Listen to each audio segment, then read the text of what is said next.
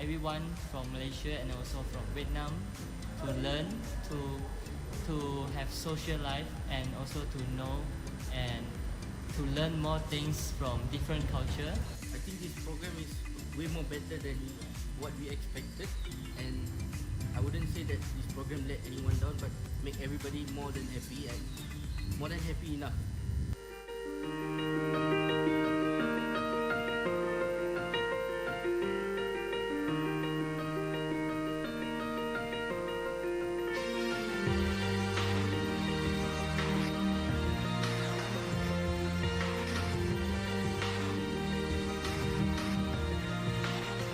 Yeah, you can be the greatest, you can be the best, you can be the King Kong banging on your chest. You could beat the world, you could beat the war.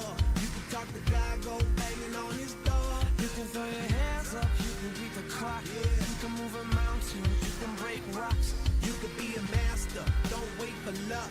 Dedicate yourself and you can find yourself. Standing in the Hall of Fame, and the world's gonna know your name. 'Cause you burn with the brightest flame, and the world's gonna know your name. Test mic. You can go the distance, you can run the mile, you can walk straight through hell with a smile. You could be the hero, you could get the gold. Breaking all the records he goes.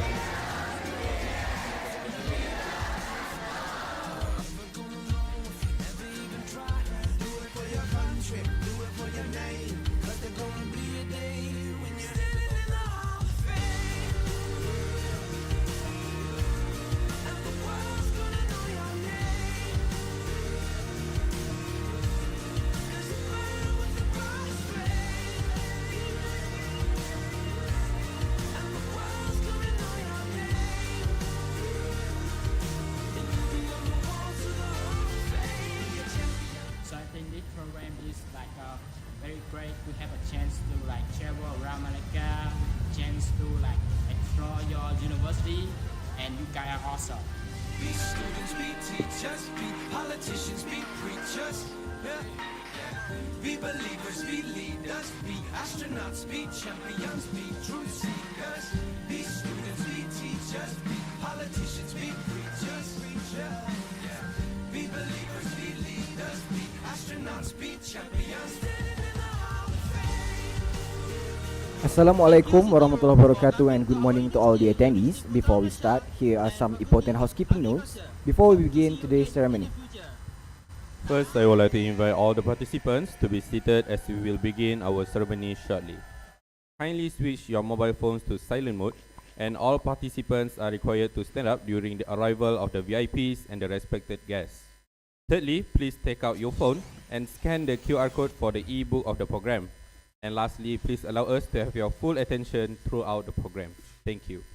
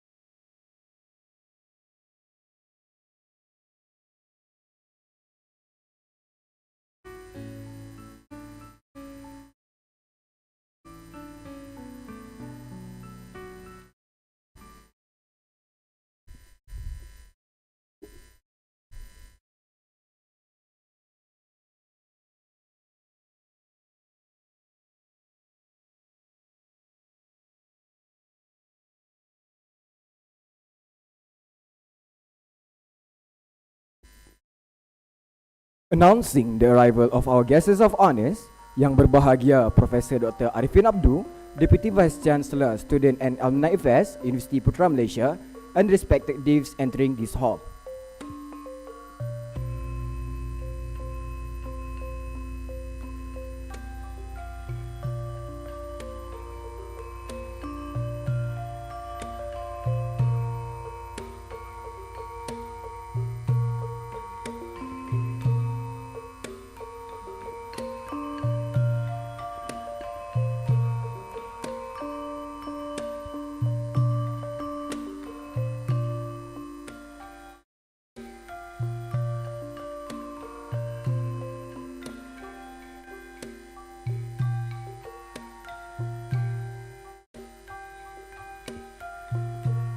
Ladies and gentlemen, please remain stand up for our national anthem, Negaraku and Putra Gemilang.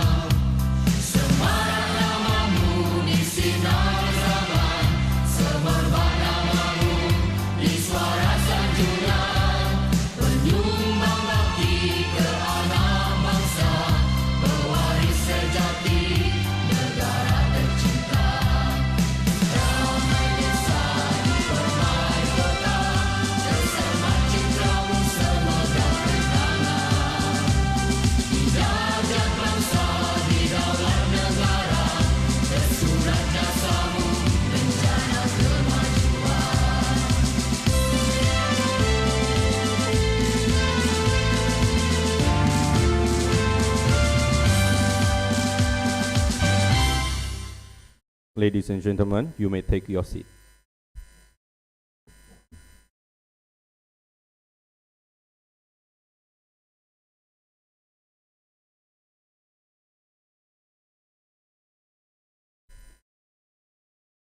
Yang berbahagia, Profesor Dr. Arifin Abdul, Deputy Vice Chancellor, Student and Alumni Affairs Universiti Putra Malaysia. Yang berbahagia Profesor Dr. Loh Teck Chuan, Dean of Faculty of Agriculture, Universiti Putra Malaysia. Yang berbahagia, Datuk Dr. Muhammad Zabawi Abdul Ghani, Director of Malaysia Agriculture Research Development Institute, MARDI. Yang berusaha, Associate Professor Dr. Joeda Sharifuddin, Deputy Dean Academic Students Affairs and Alumni, Faculty of Agriculture, Universiti Putra Malaysia. Yang berusaha, Jessie Chin Ming Wo, Chairperson of 7 International Agriculture Student Symposium. Representative of Sponsorships, Honorable participants, and dedicated committee of the 7 International Agriculture Student Symposium. Assalamualaikum warahmatullahi wabarakatuh and good morning to everyone. Welcome to the opening ceremony of the 7th International Agriculture Student Symposium. Before we proceed to our main agenda, we would like to invite Ahmad Zuhilmi to lead the dua recitation for this morning.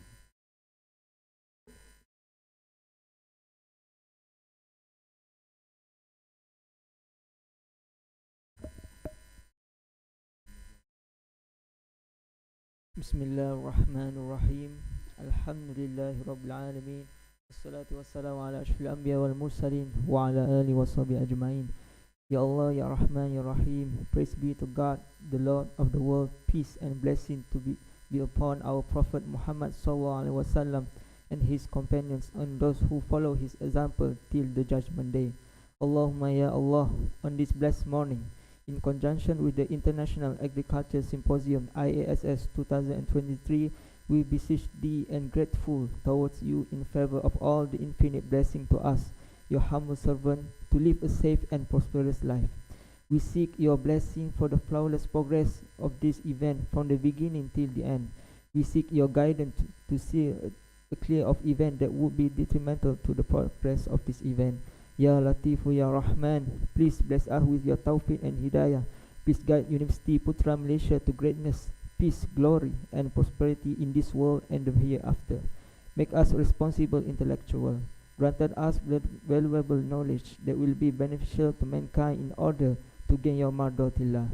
Make us your righteous servant that follow your commands and neglect the sinful act. Please forgive us for our wrongdoing. Ya Munzilal Barakah, bestow peace to our beloved country, Malaysia. Preserve us from any threat and disaster, neither man-made or natural disaster. And to you, Ya Allah, we ask for security and prosperity upon us, our leader and our country. Bestow patience in us in order to face the challenge from you. Please accept our deeds and please reward us accordingly. Rabbana alayka tawakkalna wa ilayka anabna wa ilaykal masir. ربنا آتنا في الدنيا حسنة وفي الآخرة حسنة وقنا عذاب النار وصلى الله على سيدنا محمد وعلى آله وصحبه وبارك وسلم والحمد لله رب العالمين. Amin, amin, ya Rabbal Alamin. Thank you, Ahmad Zuhilmi, for the dua recitation.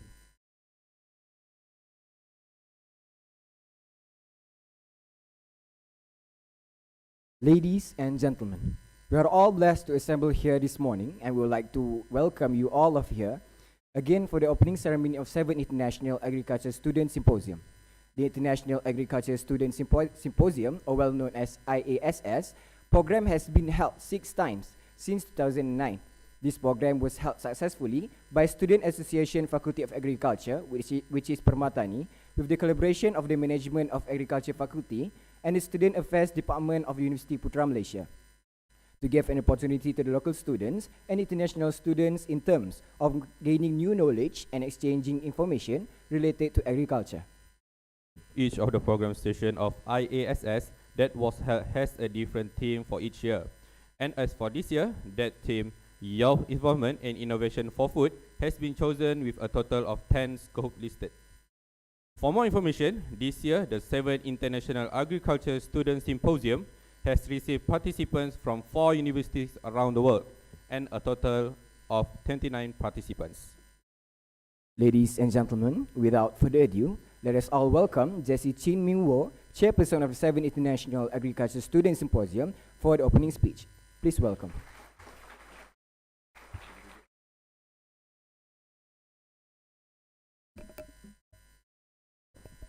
Thank you, Chairperson, and also a very good morning to everyone. To our respected Prof. Dr. Arifin bin Abdul, the Deputy Vice Chancellor of Students Affairs and Alumni from University Putra Malaysia, Prof.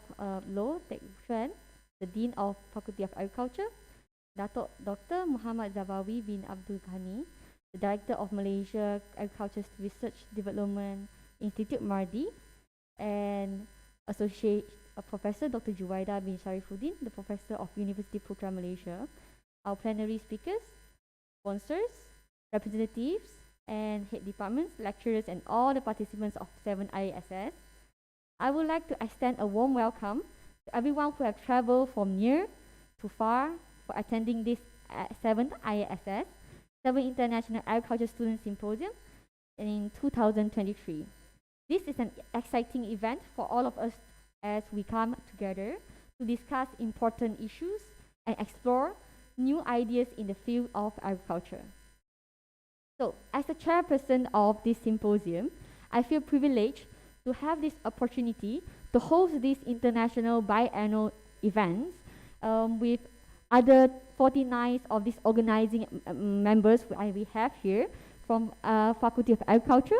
And Faculty of Agriculture, the theme of this 7 ISS is Youth Involvement and Innovation for Food Security, which reflects the importance of the youth participants directly and indirectly to ensure food security and environmental sustainability. So our event aims to provide a platform for students to share their experience and knowledge, exchange ideas, and develop collaboration solutions to address these challenges. We believe that bringing together all these students from different parts of the world that have diverse backgrounds, we can foster innovation, creativity, and solution in agriculture. Throughout the symposium, we will hear from our plenary speakers, engage in interactive symposium discussion, and experiences culture exchanges. So, our international participants will have the opportunity to visit more than 10 interactive places for cultural and study trade. I would like to express my gratitude as well to the organizing committee we have here for their hard work in putting together to success this 7 ISS 2023. Their dedication and commitment have made this event possible, and we owe them a debt of gratitude and efforts. So, on behalf of this organizing committee, I would like to express my gratitude to University Putra Malaysia, Faculty of Agriculture, our sponsors, academic panelists, our advisors, Associate Prof. Dr. Juwaida Sharifuddin, Dr. Muhammad Aswad Wahab, and Ms. Fahiza Nur Muhammad, and all the registered participants here, locally and internationally, who will contribute their expertise and efforts towards the success of this 7 ISS 2023. In hope the best for this scientific, productive, and fruitful deliberation throughout these 10 days of a symposium, while enjoying the attraction and great diversity food in Malaysia, empowering youth for future agricultures, and a very good thank you to all. Thank you, Jessie Chin, for the welcoming speech.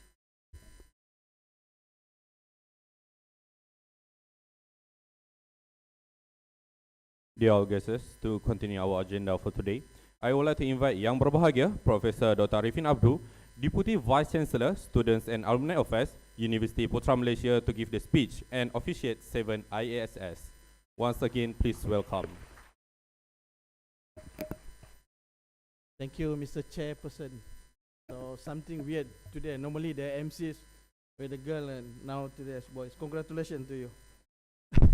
Auzubillahi minasyaitonirrajim. Bismillahirrahmanirrahim. Alhamdulillahirabbil alamin wassalatu wassalamu ala asrafil anbiya'i wal mursalin wa ala alihi wa sahbihi ajmain. Subhanaka la ilma lana illa ma 'allamtana innaka antal alimul hakim. Rabbi sahri sadri wa yassir li amri wa hlul min lisani yafqahu qawli. Assalamualaikum warahmatullahi wabarakatuh. And a very good morning to everyone.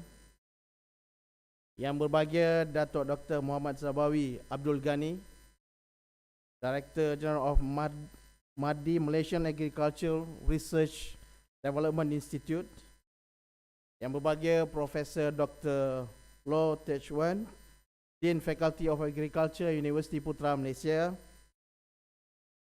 yang berusaha, Associate Professor Dr. Juhaida Tarifuddin, Deputy Dean, Academic and International, Faculty of Agriculture, University Putra Malaysia, Senior Officers of University Putra Malaysia, yang dihormati Miss Jessie Chin Ming Wo, Chairman of Organizing Committee, sponsors, representatives, head of departments, lecturers, participants of the 7th International Agriculture Student Symposium, and everyone present here today. Distinguished guests, delegates, ladies and gentlemen. First of all, it's my great pleasure to welcome everyone to the 7th International Agriculture Student Symposium held in the Faculty of Agriculture, University Putra Malaysia. Selamat datang in bahasa Malaysia and welcome to University Putra Malaysia and Malaysia. To all international distinguished delegates from India, Philippines and Hong Kong, welcome to University Putra Malaysia. This symposium is a biennial international program hosted by the Faculty of Agriculture, University Putra Malaysia since 2009. And this program became a platform for students worldwide to gather and exchange their perspective and ideas, especially related to food and agricultural issues in the world. For the past few years, IASS has been postponed. I think most of us knows due to the global lockdown. Thankfully, this year, 2023, although we are still in the recovery period of COVID-19 pandemic, Faculty of Agriculture, UPM, are able to organize the 7th International Agriculture Student Symposium with the theme, as mentioned by the chairperson, Youth Involvement and Innovation for Food Security. Once again, congratulations to Miss Jessie and the whole team. A big round of applause to Miss Jessie. Congratulations. And this is an international symposium, 100% organized and arranged by the students from A to Z. Congratulations, Miss Jessie. I would also like to take this opportunity to thank all plenary speakers, sponsors, moderator, panelists, representatives, and all presenters and participants for their interest, effort in joining this international symposium. Knowledge sharing among participants and in agriculture-related fields will be an eye-opener experience to all of us, as we can see how youth involvement in agriculture can impact the food security in the world. The scope of this symposium is very relatable to the present time technologies such as Internet of Things and drones usage in agriculture. And here we have the very important persons from the experts on avian, or especially on drones, where Mr. Chandra Sarawan Muta, Global Aviation Services. Thank you very much, sir, for your present. And I really hope the participants will get the knowledge from your experience through the drone usage in agriculture. And I really hope for this International Agriculture Student Symposium can change the minds of 3D sector. What's the 3D to 3S industry? 3D sectors, number one is dirty. When we mention about agriculture, and the mind is dirty, difficult, number two, and number three, the meaning to change into the 3S industry, which is, we call it is 3A. Number one, appealing, adventurous, and admirable. Ladies and gentlemen, University Putra Malaysia is one of research universities in Malaysia. It's committed in producing holistic graduates with complete necessary skills. Normally we call it is soft skills, plus in the soft skills, there are 7 attributes. The one that I mentioned here is communication skills, leadership skills, critical thinking, and problem solving. I think the most important thing is how the leadership skills of Miss Jessie to organize this international symposium to become a success as of today. Congratulations, Miss Jessie.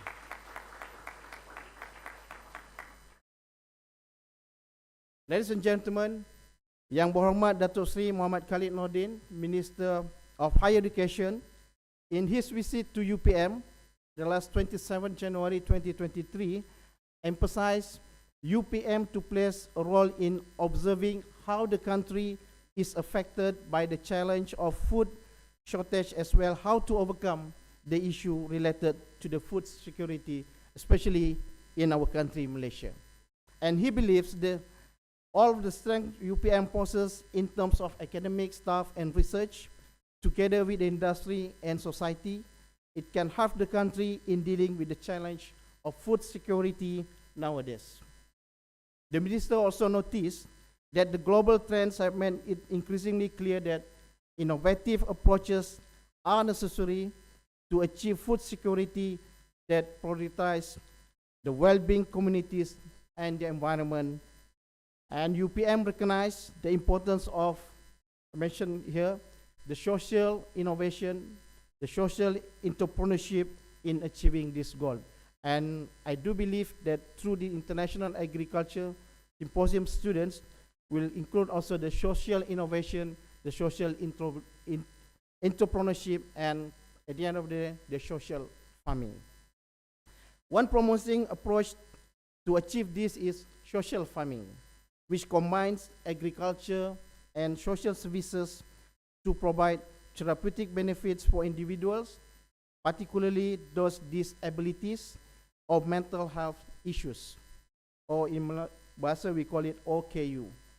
Social farming offers new opportunities for sustainable agriculture while promoting social and environmental well-being. Through University Putra Malaysia efforts in social innovation and social entrepreneurship, we aim to explore and promote such innovative approaches that can help to create more sustainable and equitable food system. Ladies and gentlemen, the 7th International Agriculture Student Symposium 2023 as an important event that aligns with Datuk Seri Muhammad Khalid Nordin 11th agenda for the Ministry of Higher Education. As the Minister of Higher Education, Yang Berhormat Menteri has prioritized initiatives that aim to enhance Malaysia education system and prepare students for the global workforce. And this symposium personifies the number 11 agenda of Ministry of Higher Education, which is student empowerment or pemerkasaan mahasiswa. And Miss Jessie, you did very good job for organizing this symposium. From A to Z, congratulations to you. Ladies and gentlemen, I would also like to thank all the local and international participants from India, from Philippines, and from Hong Kong. And I really hope many more international participants to participate this very benefit International Agriculture Student Symposium ahead or next year. So the networking created from this symposium should be maintained and continued, as it will benefit all of us in future. With the continued existence of IASS, I strongly believe we can work together in future to address many current issues related to agriculture, such as food security, global warming, and food safety. I would also like to congratulate Faculty of Agriculture, Professor Loh, and the team members, especially the Faculty of Agriculture Student Association, Dato' Permatani, we call it Permatani. Dato' Sabawi is our alumni, graduated from Faculty of Agriculture, now Director General of MARDI. Congratulations, Dato', for your tremendous work and efforts in making this symposium successful. I wish all the best to all international participants. Enjoy your study and cultural visit, and have a wonderful stay in Malaysia. On that note, ladies and gentlemen, it's now my great pleasure to officiate the 7th International Agriculture Students Symposium 2023. Sekian, wabillahi taufiq wal hidayah. Wassalamualaikum warahmatullahi wabarakatuh. Thank you, Prof, and kindly remain on the stage. Ladies and gentlemen, we will now begin our gimmick for the opening ceremony. We would like to invite representatives from each university to come out on the stage for our gimmick.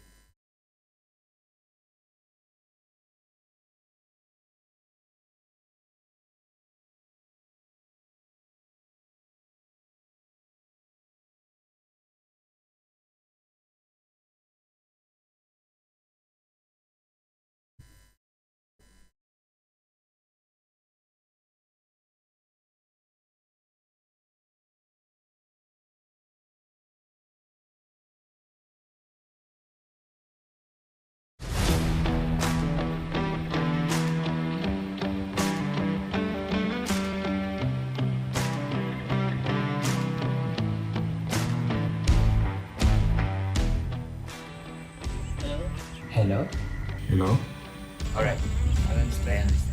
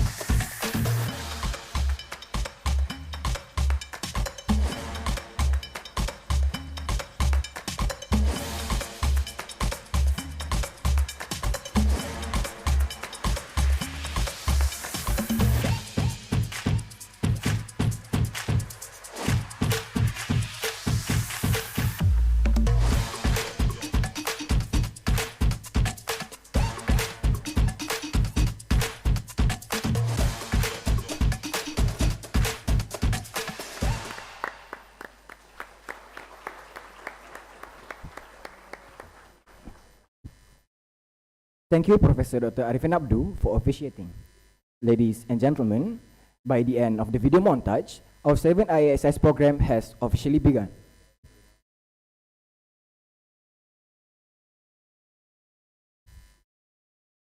For your information, the 7 IASS was sponsored by 9 companies with different packages, ranking from diamond to crystal. Without further ado, now I would like to invite Yang Berbahagia, Professor Dr. Loh Tek Chuan, accompanied by Associate Professor Dr. Juaidah Sharifuddin, to come up on the stage to hand tokens of appreciation to our sponsors.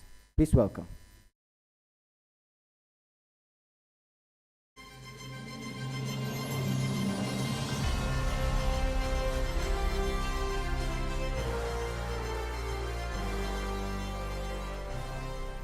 Now I would like to invite the representatives from Millennium Malaysia Sdn Bhd.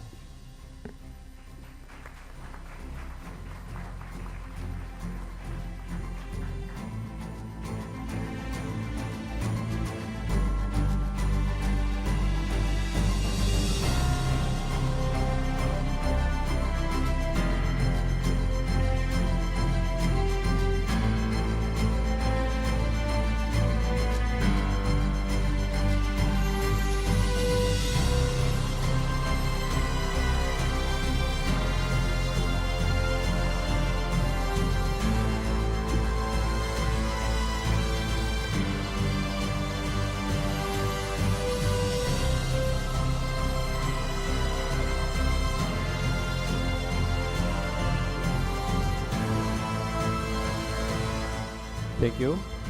Next, the representative of FMC Corporation Malaysia.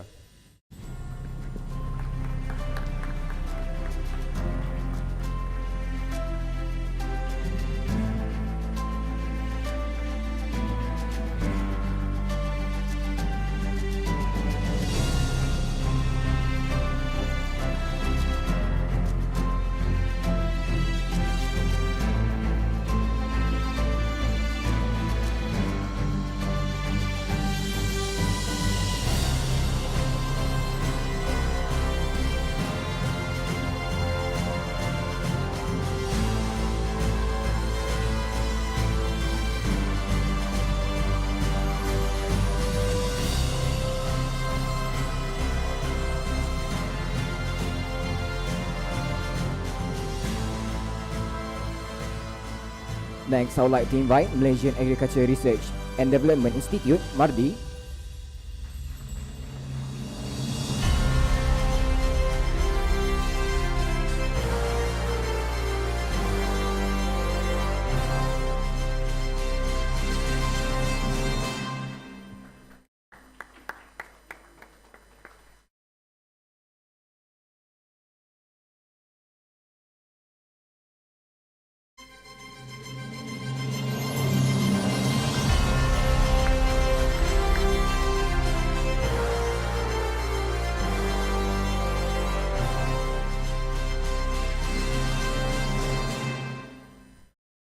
Next, Global Aviation Service, please welcome.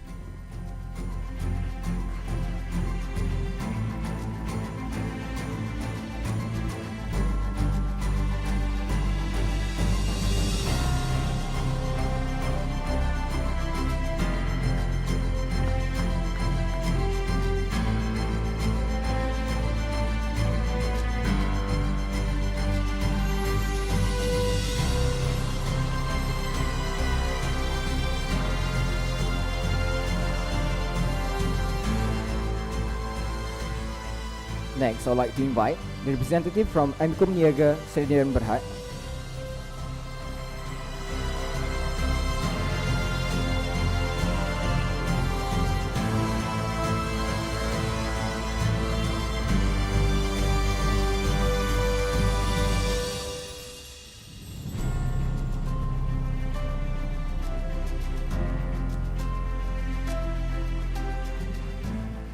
Next, I would like to invite the representative of Malaysian Plant Protection Society.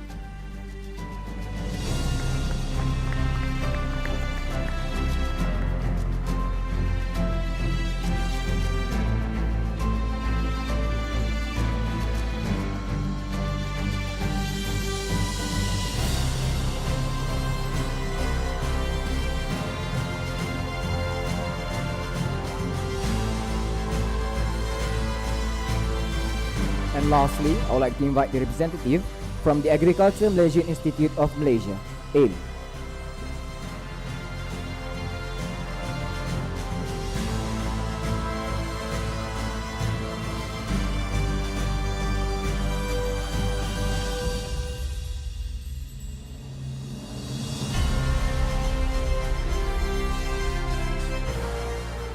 Thank you, Professor Dr. Loh Tek Chuan. We would like to express our greatest appreciation to all sponsors for all their kindness and support.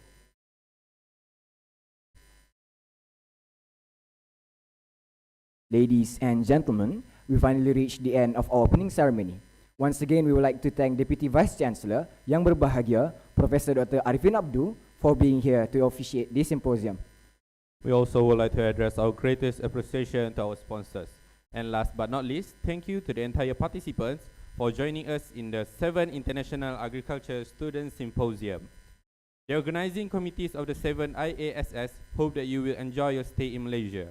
But before we end, we would like to invite the honorable guests, sponsors and participants to have a photo station outside of the hall before refreshment. Friendly reminder, we will begin our forum session at 10:30 a.m. Hence, please get ready inside the hall after refreshment session. Thank you.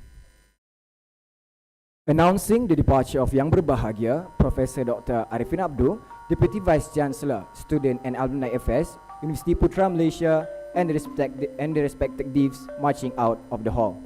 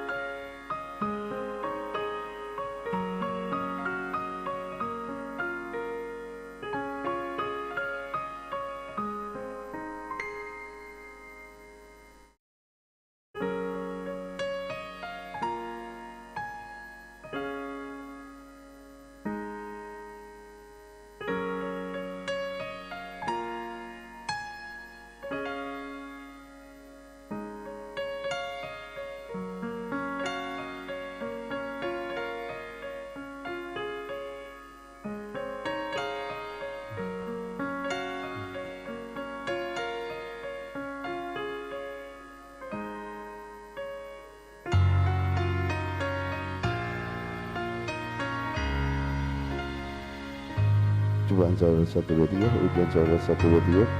Ujian suara 1 2 3.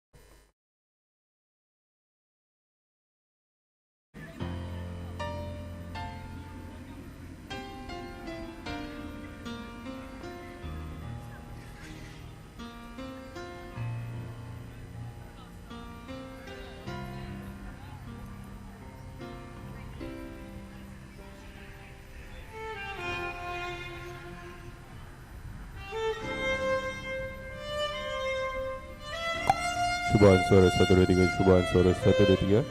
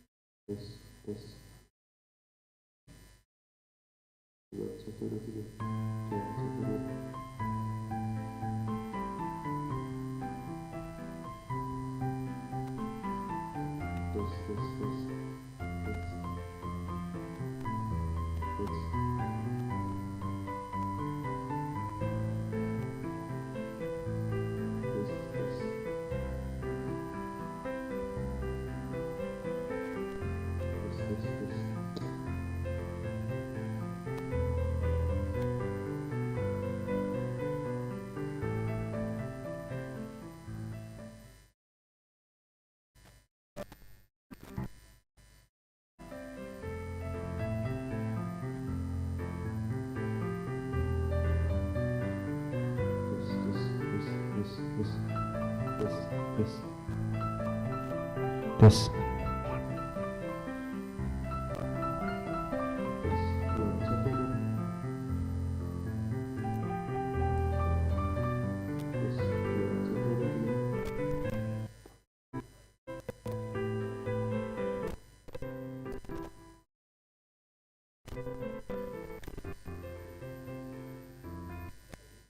Coba 1 2 3. Tes. Coba 1 2 3. Coba 1 2 3. Coba. Coba 1 2 3. Coba. Coba. Coba. Coba 1 2 3. Tes. Coba.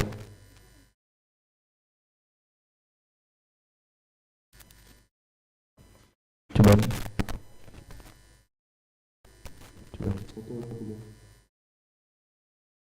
1 2 3. Coba 1 2 3. Coba 1 2.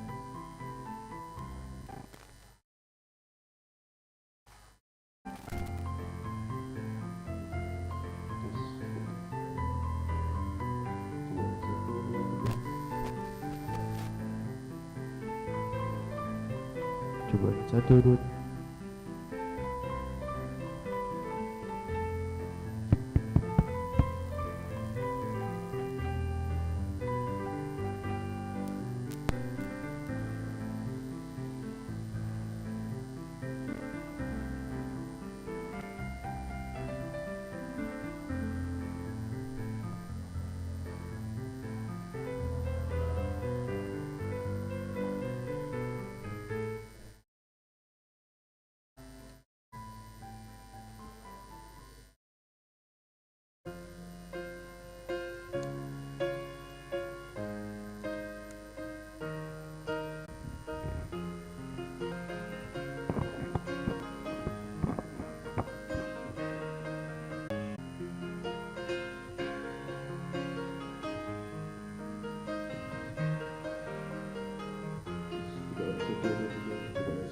3.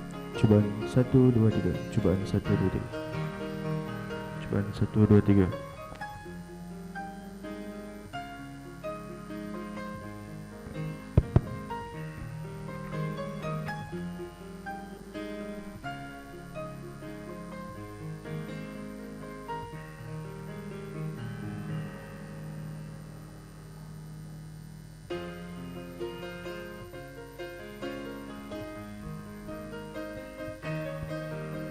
Cobaan suara 1 2 3. Ujian suara 1 2 3. Cobaan suara 1 2 3. Coba suara 1 2 3.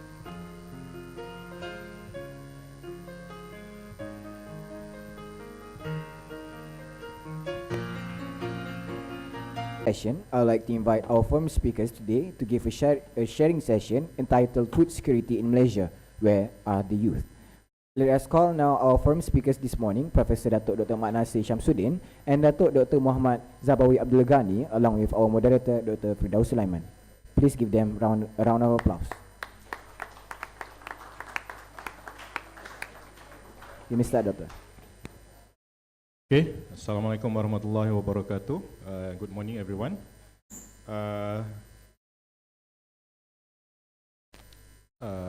TNC HEPA, Profesor Arifin, yang berbahagia, Profesor Dr. Loh, Dean, Faculty of Agriculture, yang berusaha Dr.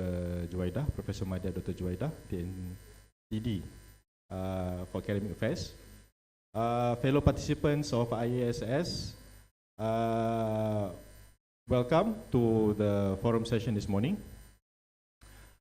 On behalf of the organizer, I would like to welcome our two very distinguished panelists for this morning. I don't know how you should all feel lucky to be graced by the presence of these two very prolific speakers in front of us today. So on my immediate left here is Datuk Dr. Muhammad Zabawi Abdul Ghani. So Datuk Zabawi is the Director General of the Malaysian Agriculture Research and Development Institute, MARDI. So Datuk Zabawi is a soil scientist, boleh lah. By background, by training, he's a soil scientist. But of course, being the DG of MARDI, he wears a lot of hats lah. So he cannot be just a scientist anymore. Datuk Zabawi received his PhD in water stress physiology and Master of Science in Tropical Agriculture from Reading University. And Dr. Zabawi received his Bachelor in Agriculture Science from UPM. So most of your super seniors lah. Okay. And Datuk Zabawi is also the Chairman for the Vulnerability Adaptation of Agriculture and to Climate Change for the Third National Communication. Okay, which is how I see Datuk Zabawi often lah during the workshops. And Datuk Zabawi is also a member of the Academy of Science Malaysia for Water and Climate Change Task Force. Okay. And our second in Malaysia, and what are the challenges that we are facing?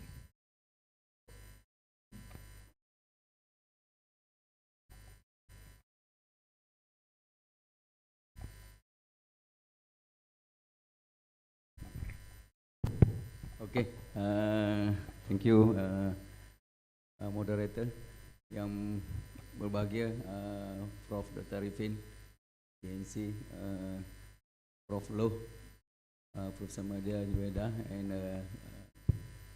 Jessica, the chairperson for the organizing committee, Professor Dato' Nasir. Actually, it's my sifu lah.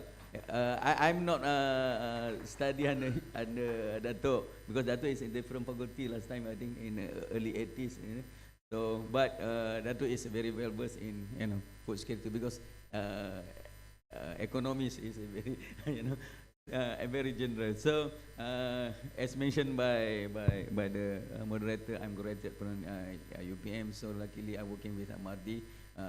Also in the sector of agriculture sector. So back to the question, the state of food security. Of course, food security, always people talking about 4 dimensions of the food security, as availability, accessibility, sustainability, and so on. I think in general, in Malaysia, in terms of SSL, self-sufficiency level, we are still not fully sustained in terms of to produce food for our country. For example, rice only about less than 70. Only I think last report said around 65, something like that. And then also our beef, for example, only 25. And actually our aid is actually above SSL, but I think due to the global situation, so we are facing problem in what call it aid supply. But in general, I think Malaysia can still survive under the current situation. Maybe detail can be explained by Dato' or Professor Dato' later on. This is because I think, as I always mention during my presentation, we have 4 different factors that contribute to the food security in Malaysia. we have a land problem. For example, we have the land is keep decreasing in terms of hectares, in terms of fertility, land degradation. And also we have a problem in aging population, aging farmers. So I think more than 60% our farmers now are above 60, something like that. And then we have, problems in a global problem, actually climate change. And also, of course, when we're talking about land degradation, we need to have, aspect or what call it, effort to increase the fertility of the soil and so on. Because we cannot increase the hectareage now. We must produce food in terms of land area. We need to increase the productivity of the land. We cannot increase the hectareage of the land. And also, when we're talking about the aging population, we need the involvement of a young generation. So, how to reach that? We must, the government talking about IR 4.0, IoT. So, this is the factor that contribute to make sure young generation can involve in this agriculture sector. Because as mentioned by Professor Dr. Arif during the opening speech, agriculture sector is the 3D activities, dirty, difficult, dangerous. So, maybe it's not attractive to the young generation. So we need to do something to make sure our food security can be, can be secured, something like that. So I think this is the general view. First, food security in Malaysia still, we're not really, facing the hunger situation, and we still have some food to eat. And my opinion on that, we need to enhance our agriculture, whatever factors we need to include it, especially to increase the production per hectareage, and to make sure that young generation also involved in the food security. But I think, Prof. Dato', young generation even can involve in food security in two aspects. One, to become a farmers or become a scientist. You can involve with the university, we can work with a research institute.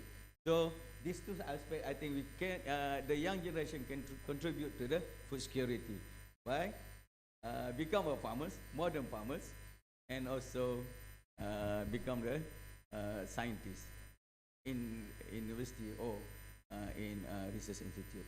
So I think that's from me. Thank you. Okay, thank you, Dato' Zabawi. So 2 points I think I would like to pick up from that. First, Dato' Zabawi mentioned that, okay, for now we are okay in terms of food security, we still have food to eat. But secondly, I think just like what Dato' Zabawi mentioned earlier, involvement of youth. Okay, and then we are going to discuss more because we are addressing the youth of the potential future farmers, future food producers in the country. Okay, moving on to Dato' Mat Nasir. Dato' Zabawi mentioned we shouldn't be worried. But should we be worried, and how soon should we be worried, and what are we doing right now in terms of addressing the food security issues? Bismillahirrahmanirrahim. Assalamualaikum warahmatullahi wabarakatuh. Salam sejahtera and very good. Partly because our policy that we are more towards industrial crops compared to the food crops. That was before. Realizing that it's very, very important of food, now of course we are facing new challenges. Number one is in terms of the whether inclusive or not, food security in our economic transformation. In our country, and also in other students from Philippines, Indonesia, Thailand, and so forth. Basically, Southeast Asia, our economy has transformed from agriculture-based to industrial-based in the middle of 1980s. So, when we transform from agriculture to industrial-based, somehow we have not, as I said just now, we have not tackled really our food security.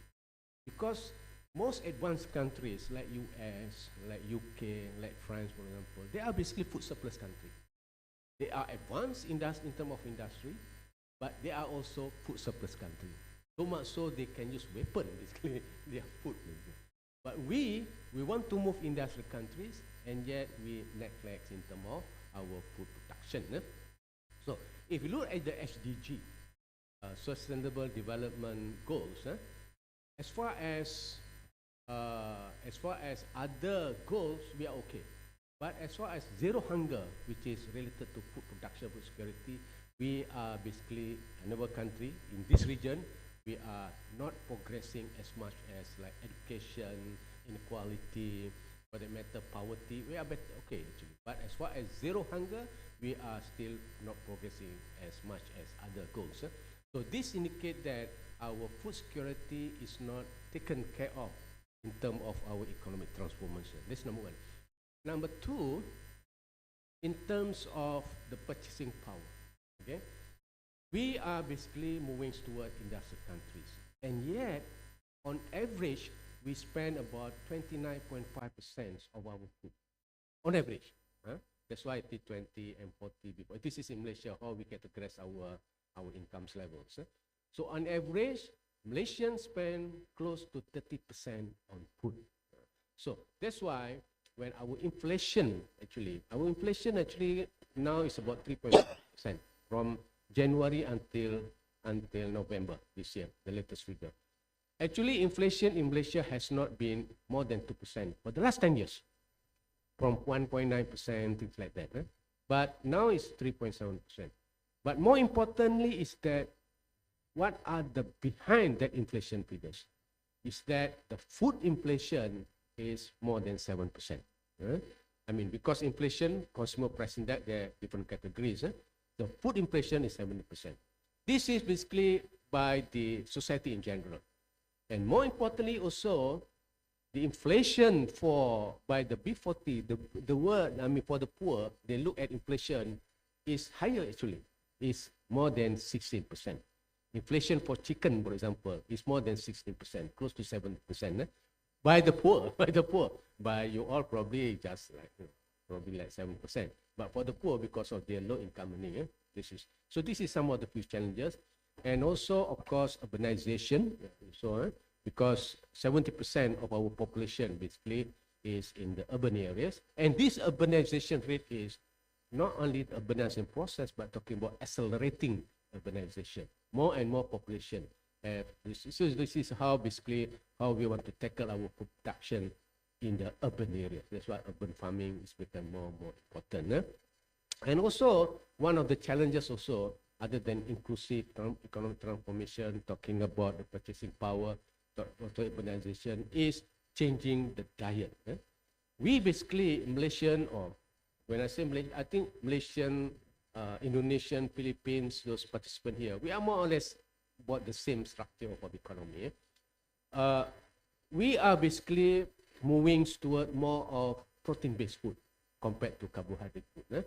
That's why our per capita consumption of chicken not very far from rice actually. Although we eat rice, nasi lemak in the morning, lunch we eat rice, at night also we eat rice, but per capita consumption of rice is about 70 kg per person per year per capita. But chicken close to 50 actually. So we eat a lot of chicken. Not chicken as chicken. When we ask for nasi goreng, fried rice, also there is chicken there. We ask for vegetable, there is chicken there. This is why. And we in Malaysian, my menu is that we are the third ranking wise, the third per capita consumption in the world. First US, second Israel, the third is Malaysian. So we are chicken lover. That's why when the chicken price increase, I think the government also can collapse. And now we have got eggs problem and everything. So this is the thing. So because talking about food security is not only in terms of availability of food, but talking about what the food that is being demanded by the population over the years. And of course, Dr. Zawi are talking about climate change issue, talking about the multifunctionality of the culture and things. So these are basically the new challenges. Before I pass back, in terms of ranking wise, we are In 2021, our ranking was 39. In 2022, our ranking is 43. So we dropped also in terms of our ranking. Yeah? So partly because of the COVID. But the thing is, all over the world, people are facing the COVID. How can our ranking went down? Because partly in terms of accessibility. Yeah? Because when you're talking about food security, this is the thing probably I want to take this opportunity. There is a difference between food production and food security. Food production, of course, we can discuss later. Themes of our forum today in terms of the role of youth in food production. Because food security is beyond food production. So this is basically one of the purchasing power, I said, of our population. Many households actually, thousands of them in terms of household has dropped from the M40 category to B40 categories, so much so that our ranking of food security has declined. So it's a big challenge. Ranking wise is okay, because we're comparing about 113 countries, we are not very bad. But the thing is, Singapore basically, which is very small countries, and the ranking is much better than us. But as I said, food production probably they are worse than us. But talking about food security, they are better than us. So with that, moderator, Dr. Bidaus, a bit of introduction of the challenges of food security. Thank you. Okay, thank you very much, Dato' Manasih. I saw Prof. Law's face lit up when Dato' Manasih mentioned about chicken consumption per capita. The chicken man. I've heard Dato' Manasih talk many times. He appeared on Awani, lots of news outlets. But every time I hear him talk about food security, I still get worried. Because it seems like there's a lot of things that we have to cater, a lot of challenges. I don't know if you are worried or not.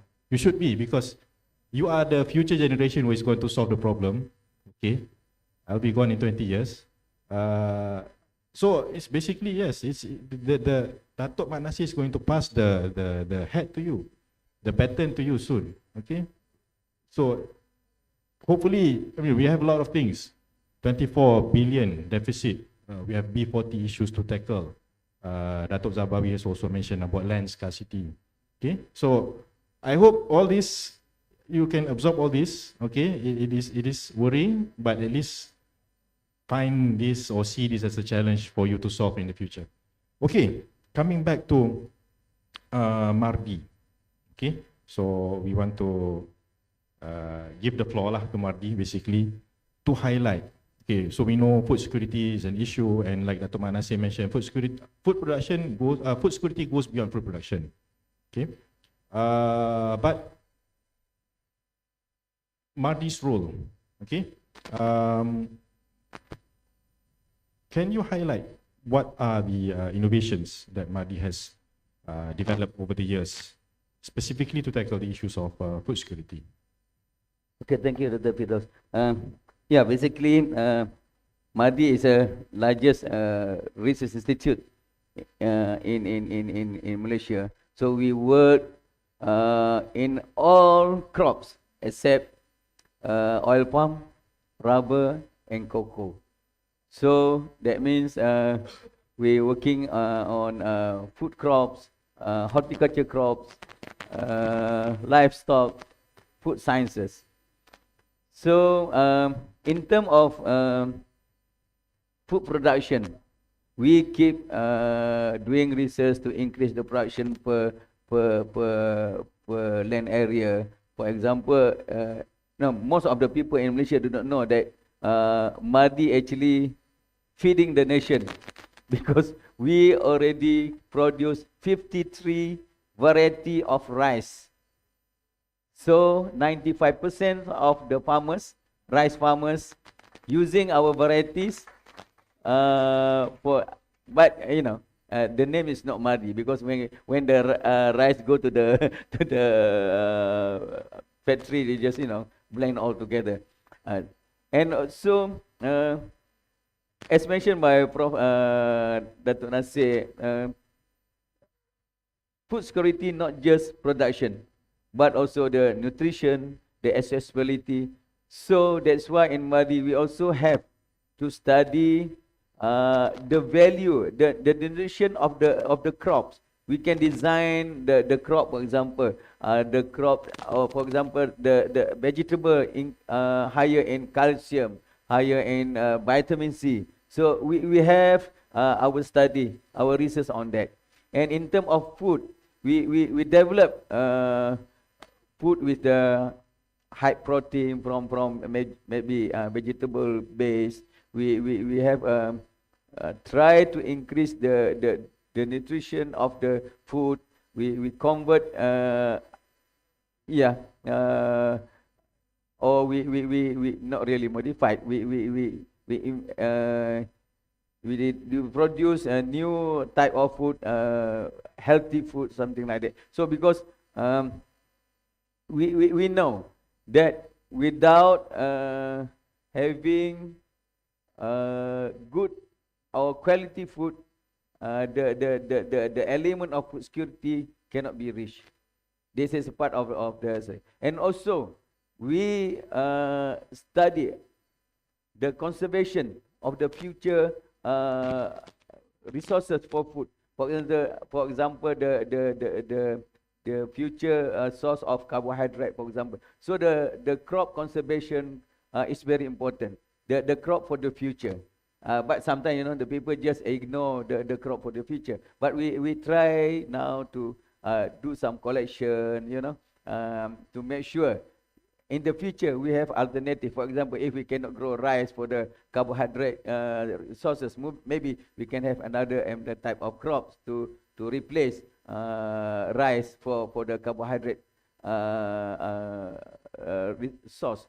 Because I think in the future, people, as mentioned by Dato' Professor, we eat food based on the nutrition, not based on the source of the food. I think in Finland they do some design food, protein based vegetable, something like that. And then so I think in the future maybe the people don't want to eat rice, but they want to eat something carbohydrate from other resources. So conservation is part of the study in Madi, and of course to fulfill the requirement by the the urban area, urban population, we also designing kits to grow vegetable, to grow whatever, because we have a tagline like we eat what we plant, what we grow. We eat what we grow. We grow what we eat.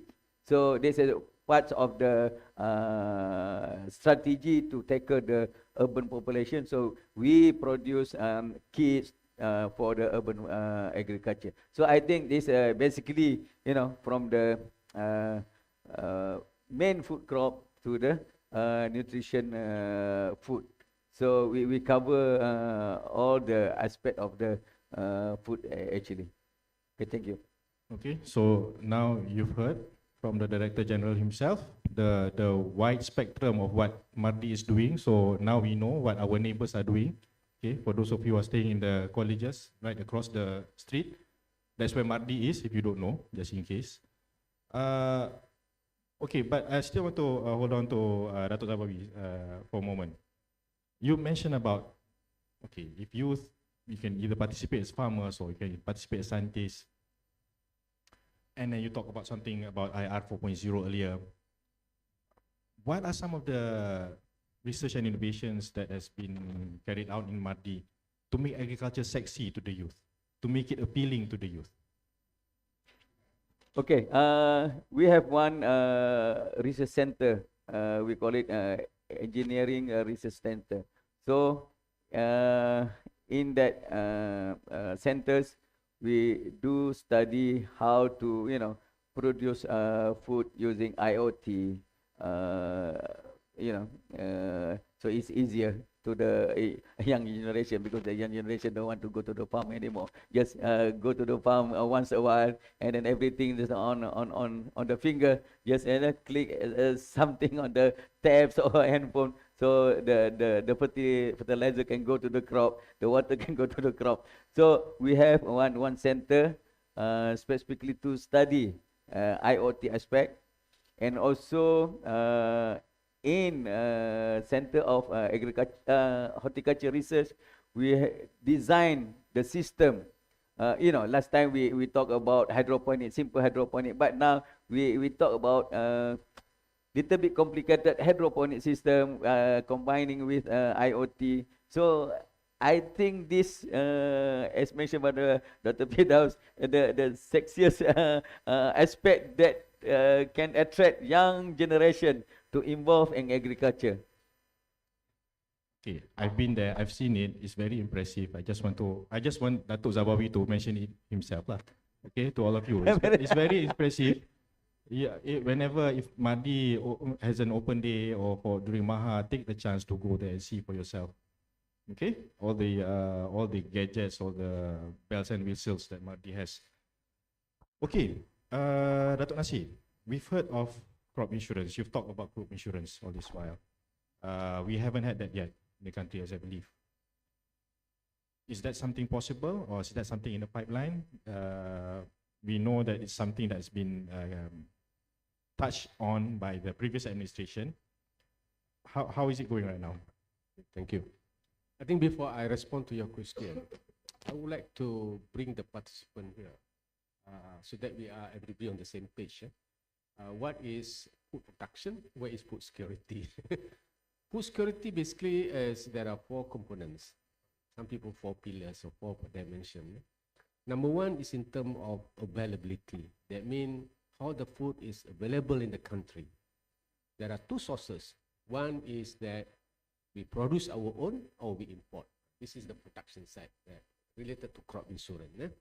This is the first part. So the next question is, when the food is available, is the food can be accessed by the people at large? That means this talking about accessibility, but talking about purchasing power. Second, once the food can be accessed, the food is available, the food can be accessed. The third is whether the food can be utilized or not. There is the issue of food safety, basically. And the fourth one is stability. And the food must be is there at any point in time. So sometimes we have eggs, sometimes we don't have eggs. So this is talking about stability of food. So this is 4 dimensions. Now, talking about food availability is a function of, number 1 is our own production. Okay? In my research, there are the ecosystem. In order to improve production, there are 3 dimensions.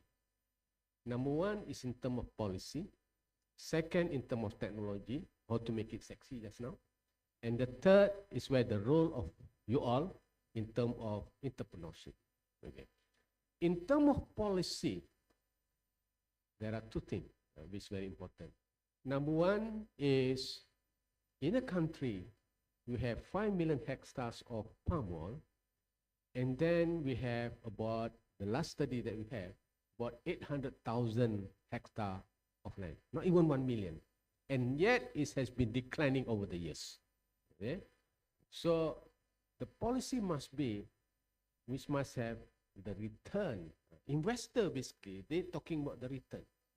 So the return of investment in food must be at least at par with the return of, not talking about real estate or stock market, we're talking at least at par with the palm oil. So 1 ringgit invested in oil palm, 1 ringgit invested in aquaculture or in livestock must have at least the same return. Then the capital investment will improve. Now, but one of the problem, other than number 1 I said just now, there must be policy, return must be at par, is in terms of the variability, in terms of the yield, and also in terms of the price. Okay?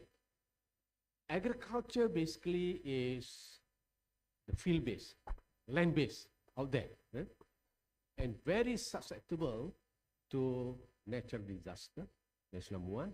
And number 2 is in terms of fluctuation in the price. Of course, oil palm also will face the same thing. But the studies indicate that the riskiness, is it the correct word? The riskiness, the risk in food production is much higher compared to the risk in oil palm. That's why the government has been talking about crop insurance. Other countries actually, we have Indonesia, that is crop insurance. They have Philippines crop insurance. In India, in US of course, they have crop insurance. And we has been talking many governments actually. Until now, we don't have yet the crop insurance. There are two types of crop insurance in the literature. Number one is crop insurance in terms of the yield.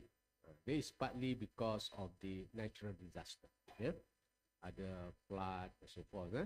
Second is crop insurance in terms of revenue, meaning that because partly of the yield and partly because of the prices.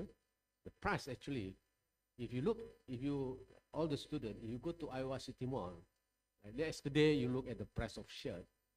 Today you go, so the price will remain the same. But if you go to the wet market, the price of chicken for that matter is fluctuating. So the price is fluctuating. So this is where we need some kind of insurance is in order to stabilize the income. So, but because of the high risk of food production or agriculture in our country, currently there is no private sector want to give food insurance. We have car insurance, we have health insurance, but there is no food production insurance. This is where we are talking about the government, at least the GLC, should start first. If the government is not embarking, of course the government say they have allocated for 80 million for the natural disaster and everything, but it's not enough actually. But what we need is that at least AgroBank, that's number one, or Tekun. Tekun is also a funding agency in Malaysia. AgroBank certainly should start first. Of course, the allocation must be from the government to start with in order to give the insurance to the producers. Until then, I think once the return is stabilized, and then not only stabilized, but return must be at par with the industrial crop, then I think there will be a lot of investment in agriculture, in food production. But give me one more minute. That's one just talking about the policy, the crop insurance, which is very important. But other than that, the role of youth. Just now, Dr. Zawawi mentioned, young student, you can play two roles, at least as a scientist, second as entrepreneur. I think it's time now that we don't call food producer as farmers. We must call them entrepreneurs to make it sexy. We call them entrepreneurs actually. Food entrepreneurs. So that the mindset is business oriented. So as I said just now, the ecosystem must have a good policy. The technology I think has been mentioned by DG of Marti, but more importantly is the entrepreneurs. Studies indicate that the return from food production actually is very attractive. Just that the return from oil palm production is more attractive. This is why I said the policy must be there. So the fellow student, the student here, because UPM actually, the faculty, since 2012 until before COVID, we have a program called incubation program. Program Inkubasi Usahawan Tani, Agro Entrepreneurship Incubation Program. So far, we have produced, every year, I think we train about 40, and about half of them become entrepreneur. 55% success rate. Why I said it? Because that's the time when I was the dean. I want to claim credit also. But anyway, although the success is 55%, for me, it's a very successful program. So, for my colleague from other industry, it is much easier to produce graduate, bachelor, master, and PhD. Very easy. I have many PhD students. I would say the success rate is more than 90%. Can get PhD. But to train, to produce entrepreneurs, the success rate is 55%, I would say, very, very successful. Because entrepreneur is different breed of people. They are risk takers. They are basically, endurance is very high, things like that, to be entrepreneurs. So I challenge all these young person here. I think there is a lot of money in food production. And the thing is, how can you become entrepreneur? When I say entrepreneur, it's beyond farmers, Entrepreneur is talking about those who are risk taker, using technology, using the IoT, things like that. Because we have the entrepreneur that we produce, how they're successful because they have all these characteristics. For example, we have one entrepreneur producing fig fruit, figs food back in Pelda Sungai Tenggiri. Everything is under the shade actually. This is to make it sexy. Basically, it's not under the sun actually. All are in the glass houses, everything, all IoT, when the food is ripe and everything. That's kind of entrepreneur we are talking about. So it's no longer that 3D anymore. But the thing is, how can we overcome the 3D? And they are very, very successful actually. So we have also farmers in Genting Island, which is using the UPM land. One of the company. They are distributing vegetable in the supermarket. But I'm talking high value crop. This kind of glass houses and everything must be using the high value. Low value, I think, just land between, because the cost of establishment of all the glass houses, control environment is very expensive. Unless we produce high fruits, high vegetable, high value products. There, I think the return is there. So to answer your question again, back to crop insurance. Yes, the government is still in the pipeline. We have been talking a lot. Hopefully, it will materialize in the current government. Thank you. Okay, thank you, Datuk Nasib. I still want to hold on. Let's still hold on to Datuk Nasib. So, Datuk Zabawi mentioned about IoT. Datuk Nasib mentioned about crop insurance. What else can we offer the youth? Because we want to encourage the youth to participate. We want to take off the mindset of 3D. We want to rebrand farmers as entrepreneurs. But what other incentives can we offer? What other fiscal instruments can we offer apart from crop insurance? Are there any policies that we can introduce to encourage, to attract youths to participate in food production? Thank you. I think from our survey, we have one project with Dr. Firdaus on the land for food production. From our survey is that one of the constraint by the use is capital. Capital. So, of course, AgroBank, Tekon, everything can give capital about 30,000, things like that. But that would be, but we're talking about control environment, talking about IoT. So, the policy should be, because this young, the youth, you don't have collateral actually. So, we propose actually, our project proposed, but I don't know if the government have taken up, that the collateral should be experience and skill. That should be the collateral. So, student graduate and then incubate them for 6 months. I'm sure you will have your skill already. You have the knowledge, everything. But that will be the collateral to borrow the money from the government. Then of course with very, very low interest rate. Because if the collateral talking about the land and everything, then of course the youth might not have any. So this is the issue, the main issue for the youth to come into agriculture. We're talking about entrepreneurship, talking about IoT, but crop insurance certainly. But I think the capital is what is normally needed. So I think the government should have, we propose but not yet, because of course the government get the money also from the public, isn't it? So they are also accountable. So, but the thing it is for the sake of food security, the youth can get the capital with a good proposal, with a good business plan. It might be 1 million or 2 million, but the collateral is the skill, the knowledge, and also the experience. Thank you. Okay, thank you, Dr. Manasi. Okay, I want to go back to Datuk Zabawi. I just want to capitalize on his experience as a climate change expert. Okay, I've known Dr. Zabawi since our days writing the report for the country. Mardi was in charge of writing the biannual National Communications Report. I'm a bystander je lah. Mardi did all the good job. But climate change, food security, how bad is it? What is the prospect, and what are we looking ahead in terms of the effects of climate change on our food production and food security? Okay. Before I answer this question, I want to add one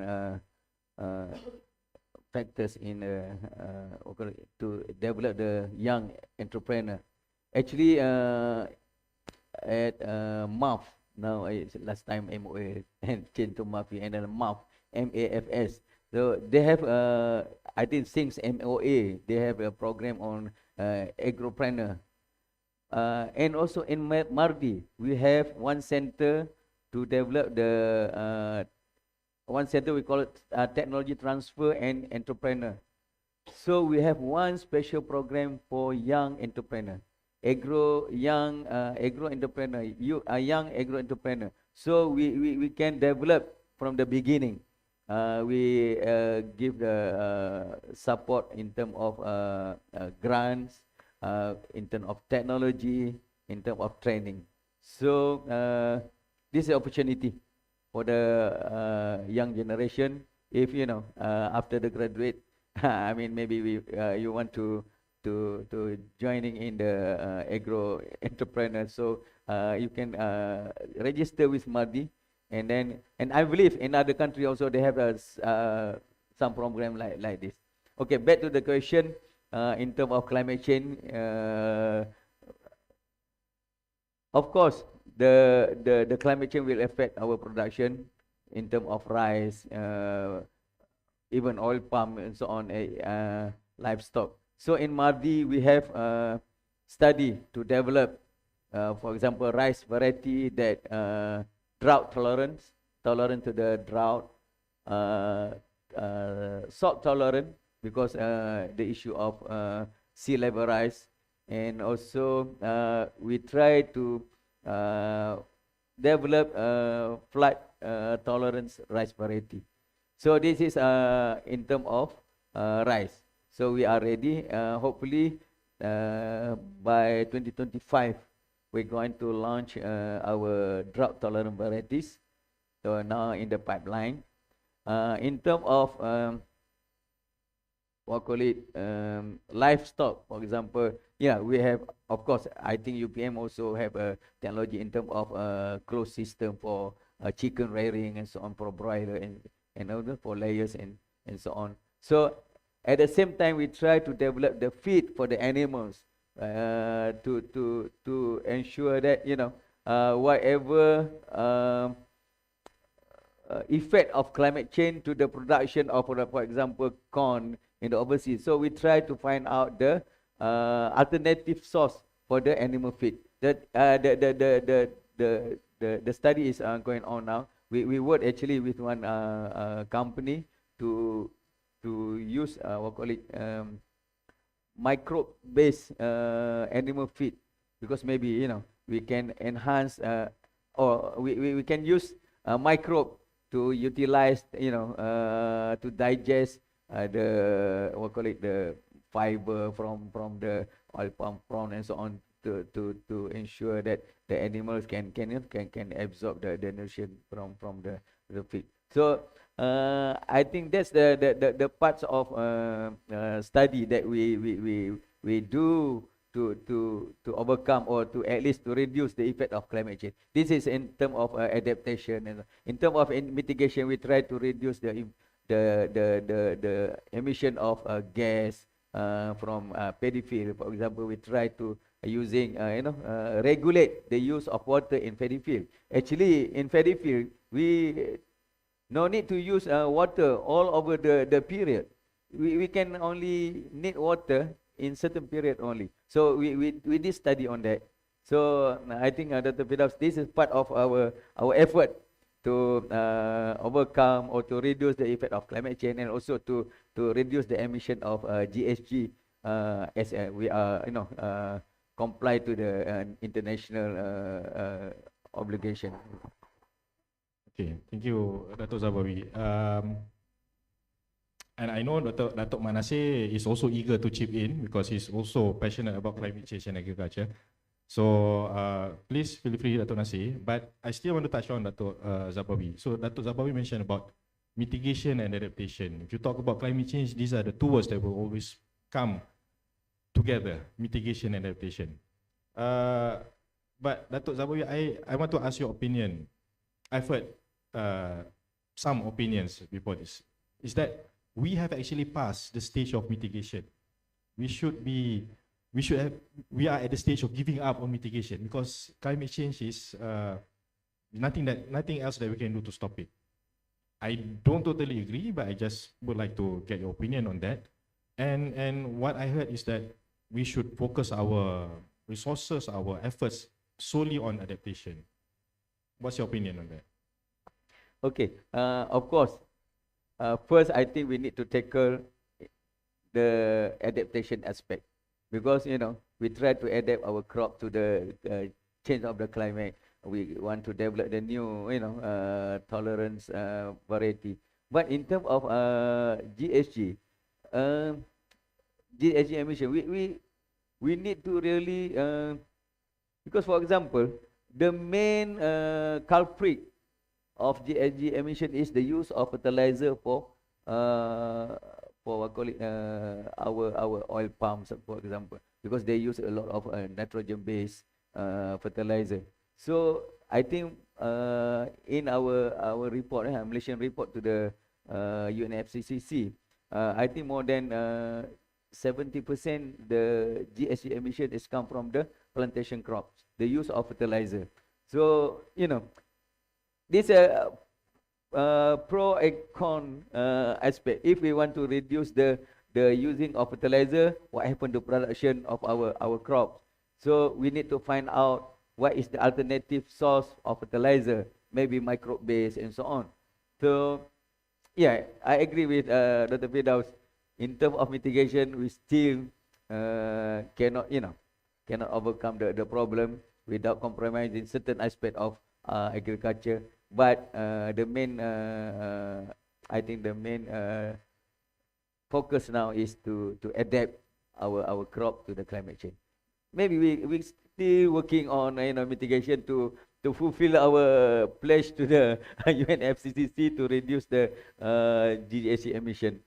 So yeah, we keep going doing some study, for example, to study the reduction in methane emission from livestock waste. So we still do some study on that, but not as focused as on adaptation. Yeah. Thank you, Dato' Nasir, anything you want to add in regards to climate change and food production? Being economists, I would like to look from different perspective, not the technical aspect of adaptation and also mitigation. Agriculture actually, or land use for agriculture, it works both ways actually. That's why we have a term called multifunctionality. In a way, it causes climate change, but in a way also it preserves climate change. This is the beauty of agriculture. I have conducted a study in terms of the economic value of land, not the market value. Market value is based on demand supply, but the economic value is in terms of the services of the land.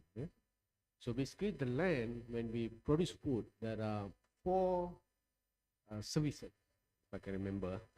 One is in terms of habitat, in terms of cultural, in terms of regulation and things like that. But there are 4 components.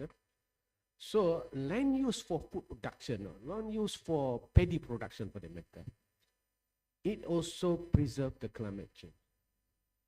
But the thing is, the land for food production has been declining over the years. Therefore, there must be a payment, to so to speak. The government of Kedah, for example, Kedah, for the participants from other countries, is the rice bowl of rice. rice bowl of rice bowl. It's a rice bowl of the country, a rice bowl of the country. Yeah? But the government of Kedah has been saying there are a lot of opportunity costs if I preserve the land for rice production. We can convert those land into industry, into real estate, where the government can have more revenue. How can we compensate? So this is the thing that from the economic value of the land, so our analysis, for example, in Kedah, per hectare, market value is about 300 ringgit per hectare. But the economic value is 450. That a lot economic because I'm talking about the function, the services from the land. So there must be kind of incentive from the federal government to the state government to preserve the land. So because land use for production also can preserve in terms of the climate. So at the moment there is no incentive. There's a lot of commission for the land. So it's not total in terms of economic value, but we are talking about our proposal is for at least 1% is enough per hectare. 1% of the economic value, the federal government should give to the state government in order to preserve the land for food production. If not, all the land will be converted to oil palm or to other sectors of the economy, in a way to improve our climate. So these are looking from the different perspective in terms of the role of food production in our climate. Thank you. Okay, thank you, Dato'. Okay, I would like to deviate a bit. Because last week I attended a dialogue session with Babi Rafizi Ramli, and then one of the participants came up with an interesting perspective. The work like Madi has been doing, and Dato' Zabawi in the past, reporting to the United Nations on climate change, is our national obligation to the international community to report what we emit, how are we mitigating and all that. And all this is being done because we want to comply with international standards. Now we have SDGs. But one interesting comment from one of the participants in that dialogue is that, are these regulations, are these certifications being used to weaponize, to suppress developing nations? Us, for example, we are a big producer of oil palm. Are they being actually used to suppress our oil palm? Or how will that affect our food production, like labor laws? Recently, we've seen issues with the International Labour Organization saying that we are modern slavery, the way we treat our foreign workers here. And we know that we are still highly dependent on foreign workers for our food production. What's your take, Dato' Nasir, on that? That the more certifications, the more regulations that we have to adhere to, because we have to comply to international standards, but how far do we have to really play the tune of them, and how will that affect our food production? It's $1 million question. It's very difficult. I'll put it this way. For example, this is just example for our palm oil. We export 90% of our palm oil. And then of course we have, our country we have MSPO, Malaysian Standard. But then when we want to export to Europe, they have RSPO, where the standard keep on changing over the years. So people say this is a non-tariff trade barrier.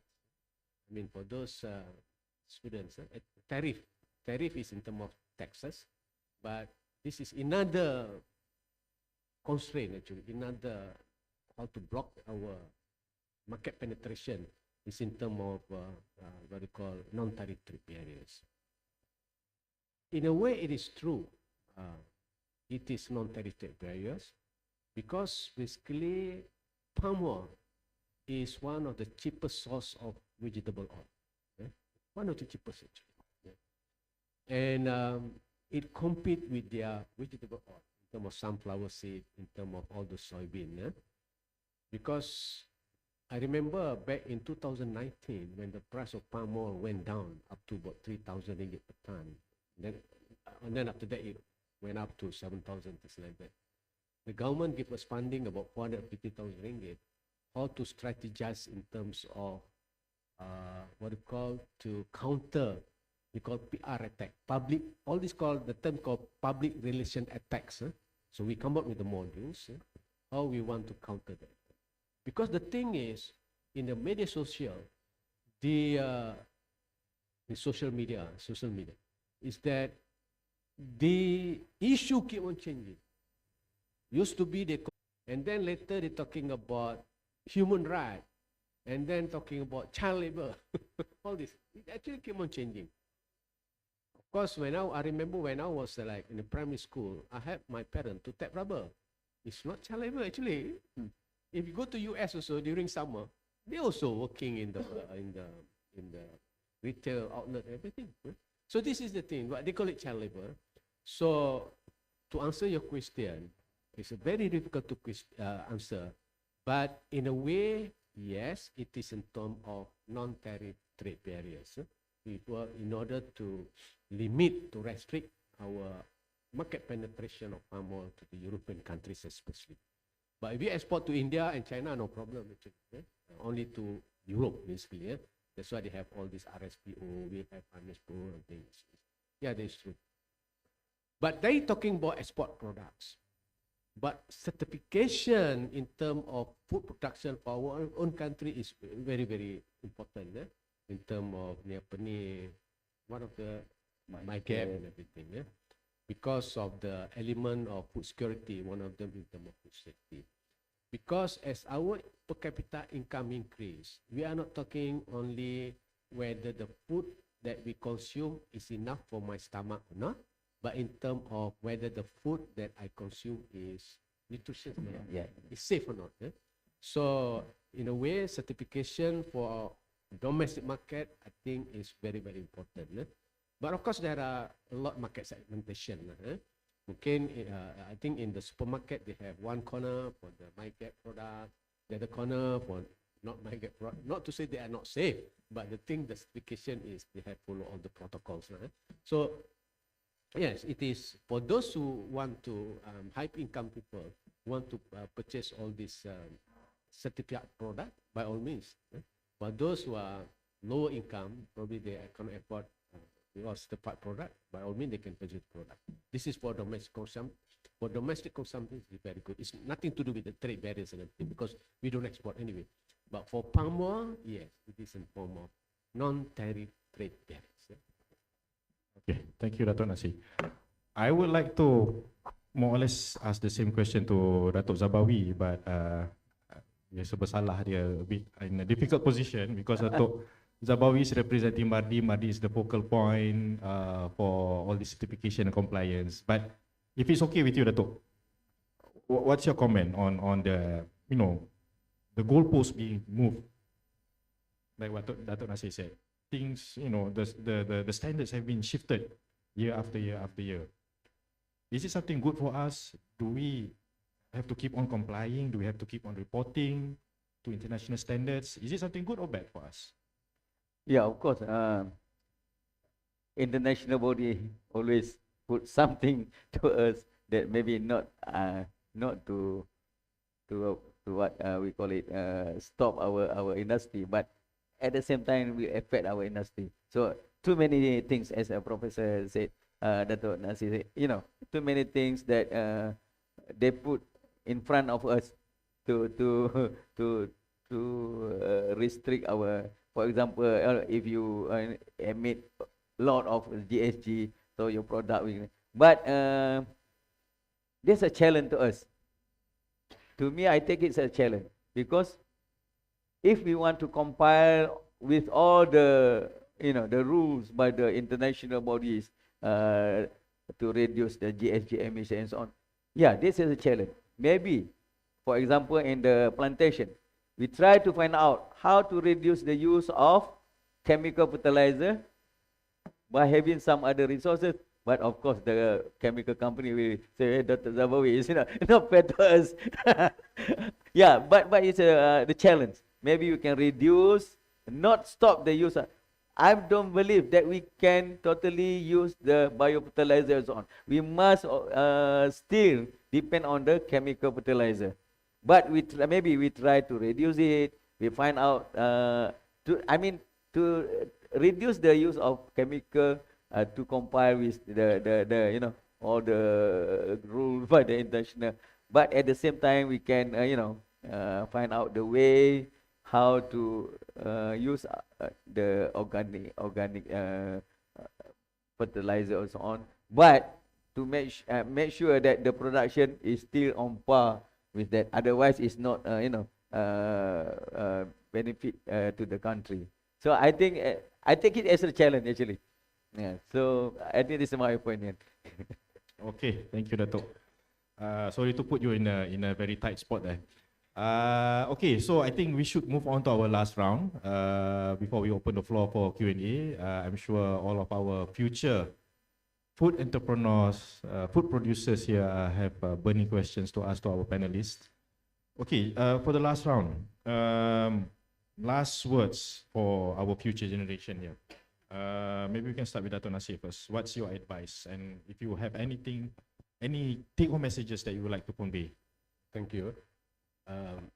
I'm teaching international trade now to the MBA students. Of course, I preach the theory that free trade is the best. That means resource allocation is better. There's a lot of gains from trade, from one nation to another. That's as far as theory is concerned. But I have to teach that theory anyway. But the thing is, during peaceful time, I think the free trade works. But example of the COVID the other day, we import a lot of wheat from India, for example, and India banned export of their wheat. So a lot of countries during the chaotic time, during unpeaceful time, has moved from trade liberalization to nationalization. I mean, taking care of nationalization means they want to take care of the food for their own country. So therefore, although it's very costly actually to produce our own food in economic terms, because economics are thinking about cost in terms of opportunity cost. Because 1 ringgit spent for food production, there are a lot of opportunity to use that money for others. That's what I'm talking about, that perspective. It's very costly in terms of opportunity cost to produce food. But we have to have certain levels of self-sufficiency. Rice, we eat rice every day, but yet not even 7%. Beef is about 20%. Lamb. Lamb is about 10%. Fresh milk about 70%, 60%. Vegetables, chili for that matter, we import a lot. Coconut, we import a lot. So we are importing. So this is it's okay actually during peaceful time. But the thing is, during unpeaceful time, then of course there are difficulty for us to import. Although it's very costly, then we should produce our food. But there's a big but here. We can forget about all those our pakcik-pakcik, all those in kampung area. I think they will exit by themselves. But we depend on you actually to be entrepreneurs, to be a person who want to produce our country's food. Depend on the graduate. We want entrepreneurs, graduate entrepreneurs. So I think the responsibility from the student here is very big in terms of producing our own food. Okay, thank you, Dato' Nasir, for the very thoughtful words. I hope I'm not misquoting Dato' Nasir, but the option is either if you want to eat rice, you all have to go to the field and replace all the pakcik-pakcik in the kampung. Okay, because if you don't go out there, then who's going to grow our rice? Or like what Dato' Zabawi said, Mardi dah standby lah, alternative to rice. So the choice is yours. If you still like rice so much, you want to eat rice, continue eating rice, go out there and grow rice for the whole country, or else be prepared to eat something else, potatoes maybe, who knows, whatever. Okay, Dato' Zabawi, last words. What are your thoughts or what are your messages to the youth of this generation on food security? How do we ensure food security in the country or for the whole world? Okay,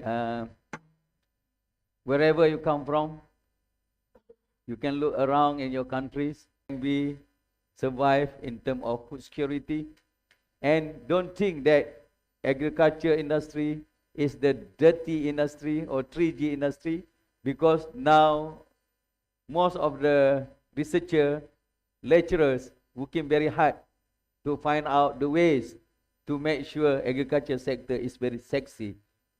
So with the sexy opportunity, sexiest opportunity, sexiest what call it facilities, everything now is your own hands to ensure that our country, wherever we come from, we can survive in the future. So this is my message to all the young generation. All right. Thank you very much Dr. Zabawi, and thank you once again to Yang Berbahagia Profesor Dato' Dr. Mak Nasir Syamsuddin, Yang Berbahagia Dato' Dr. Zabawi, for sharing their thoughts with us today. I think we are very blessed, we are very lucky to have them share. Okay, this, what you've heard for the past 2 hours doesn't come cheap and free. Okay, it's a career spanning 20, 30 years, 60 years maybe between them. Okay, to come up with such knowledge and wisdom. Okay, now I open the floor to our youngsters here for any questions for our two panelists. I see Alfaris standing. Okay, maybe you want to start off?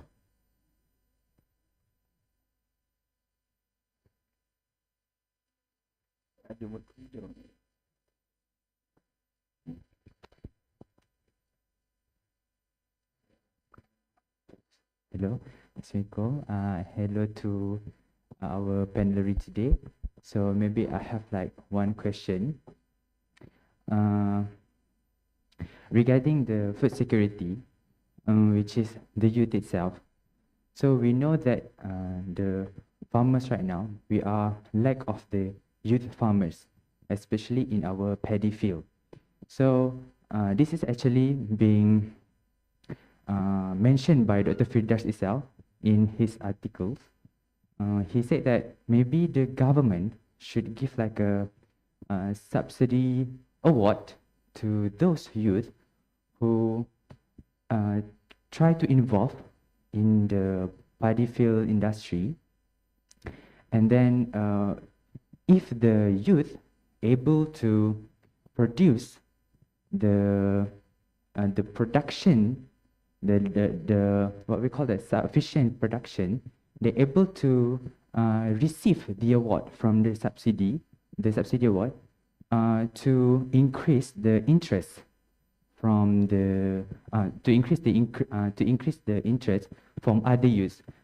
So is that possible for the government to give the subsidy award for those who are interested and admire to involve in the paddy field? I think that's all from me. Thank you.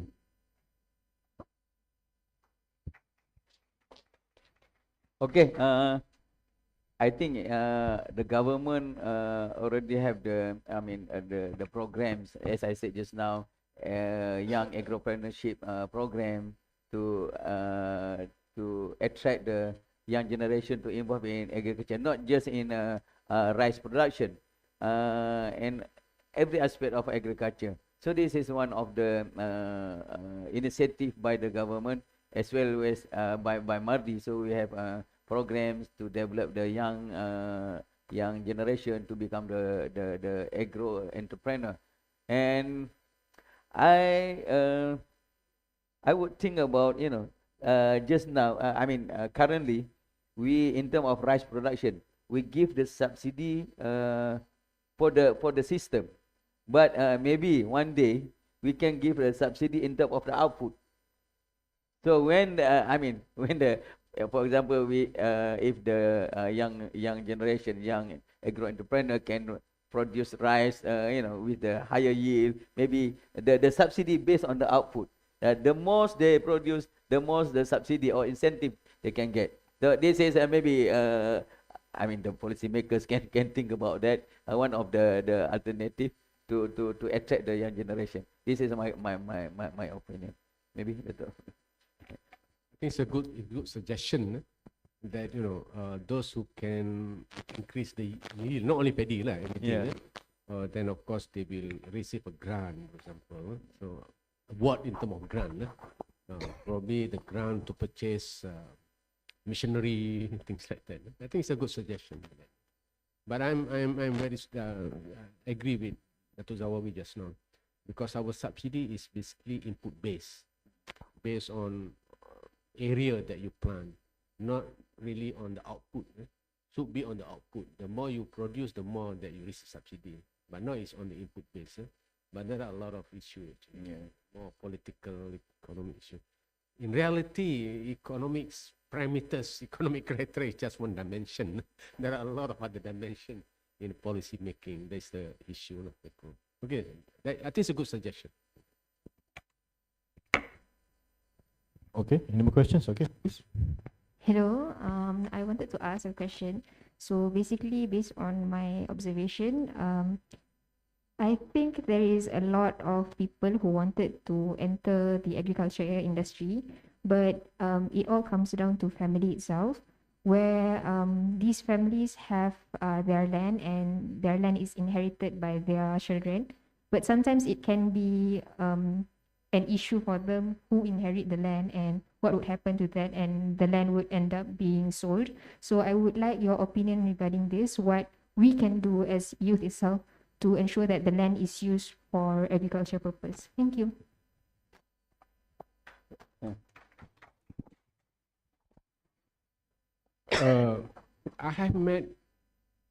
I did a project on pineapples, and also I did a project on coconut. Actually, ownership of land is no longer an important parameters to be entrepreneurs. They rent the land actually mostly now. I have met one farmers in Pontian having 60 hectares of pineapple. Actually, the land is what they own is about not more than 10 acres. So the rest they rent from others. And we have one successful, our graduate Hardy on pineapples, somewhere not very far from here. And he rented land from Majlis Ugama Islam, MAIS, from MAIS actually. So put it this way, when to become the farmers or entrepreneurs, don't think of the land that ownership of the land. More importantly is opportunity to get the land. You rent the land or you lease, actually the word is lease, you lease the land from others. So of course, back to your question, and that is the issue. When you want to become entrepreneur, the issue is where can you lease the land actually. Better than when you want to purchase the land. A lot of, one in Teluk Intan, I think the coconut area, I met one entrepreneur with more than 100 hectares of coconut. Actually, they are also leasing the land from other farmers. So this is the way. So in terms of leasing the land. But back to your question, I think it's very structural and traditional issues. Heredity of the land, a lot of sibling, and each one of them become very small. In fact, now it's the second generation issue of Felda, basically. I mean, the Felda, they have many siblings and who own the land, everything. But that one, I think, should be tackled on different matters in terms of land reform, things like that. But for me, if you want to become an entrepreneur, think of leasing the land rather than owning the land. There are a lot of land actually belong to GLC, belong to everything that you can just lease them and operate them. Yeah, if you have a problem with the size of the getting smaller, so we were thinking about how to consolidate all the families to venture into agriculture. But even if you only have a small size of land, you can think about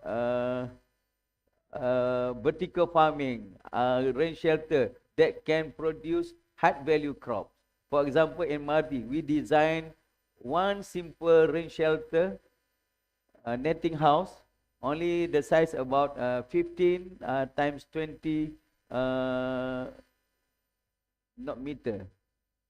I think about 10 or times 20 meters, with the capital of 25,000 ringgit. We can grow about 2,000 plants using the hydroponic system. So you just imagine if you can grow high value crop. For example, last time I know NAFC, they grow the salad. One plant is they can sell about 15, 16 ringgit. So you just imagine you can grow 2,000 plants at one time in the small houses with a small capital. No, there's no reason to to not go and venture into agriculture. As Professor Datuk Nasir said, of course, if we want to go big, we need to rent the land and so on. So that's one of the opportunity there. Even you have the small land area. Thank you. Okay. Any other questions or concerns? Okay, can we have one at the front?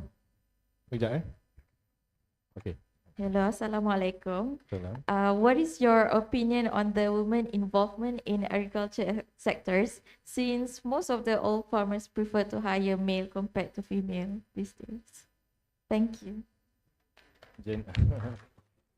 Okay. So the question is opinion on gender, not biasness, sensitive topic. Preference. Okay. Women more compared to men in the agriculture sector. Yeah, I think when we talk about involvement in agriculture, it doesn't mean that you must go to the farm. Maybe women can involve in agriculture by you become a service provider to the farmers. Service provider means you have a machinery, you have facilities to operate in the farm. This is also one of the segment that a woman can involve. Of course, I think if you are really talented, you can develop your own farm. I think it's no problem. Even now, many women working as they cleaning the very high rise building. It's no problem. So I think, of course, some of the